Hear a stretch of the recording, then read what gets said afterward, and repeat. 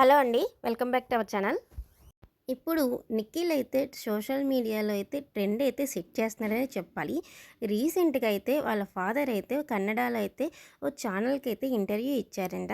అందులో నిఖిల్ గురించి, కావ్య గురించి అడగగా, కావ్య గురించి చాలా బాధపడుతున్నాడు అని చెప్పారంట వాళ్ళ నాన్నగారైతే. నిఖిల్ అయితే ఇదివరకు చాలా యాక్టివ్‌గా ఉండేవాడంట. ఇప్పుడైతే ఇదివరకట్లా లేడంట. చాలా డల్‌గా కనిపిస్తూ ఉంటాడంట.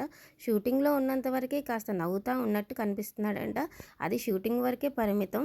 ఇంటి దగ్గరికొచ్చాక కానీ, బయట కానీ షూటింగ్ మోడ్‌లో లేనప్పుడు చాలా అంటే చాలా డల్‌గా ఉంటున్నాడు. అది కావ్య కోసమే అని చెప్పారు వాళ్ళ నాన్నగారైతే. మరి నిఖిల్ అయితే ఈ మధ్య అయితే ఒక పోస్ట్‌లో నాకు ఎవరిని ట్యాగ్ చేయొద్దు, నన్ను కలిపి ఎవరిని ఏమీ చెయ్యొద్దు వీడియోలు కానీ, ఏమీ కానీ నన్నుగానే ప్రేమించండి, నన్ను ఇండివిడ్యువల్‌గా సపోర్ట్ చేయండి అని అయితే ఒక పోస్ట్ అయితే పెట్టాడు. మరి కావ్య గురించి అయితే నిఖిల్ అయితే దిగులు పడుతున్నాడు అన్నట్లుగా అయితే వాళ్ళ ఫాదర్ అయితే చెప్పారు. అంటే నిఖిల్ ఇంకా అయితే కావ్యని అయితే మర్చిపోవటం అయితే చేయలేదు.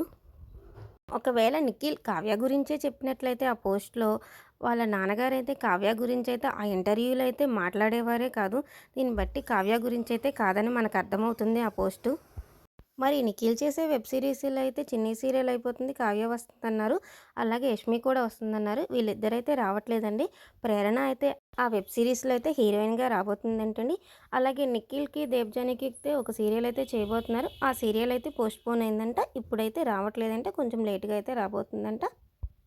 మరి నిఖిల్ చేసే వెబ్ సీరీస్ అయితే వేరే లెవెల్ ఆఫీస్ 2 అయితే త్వరలోనే మన ముందుకు రాబోతుంది. అలాగే నిఖిల్ అయితే తన ఫ్యాన్స్‌ని అయితే మీ లవ్ అండ్ సపోర్ట్ అయితే నాకు కావాలని చెప్పేసి అయితే అడిగాడు.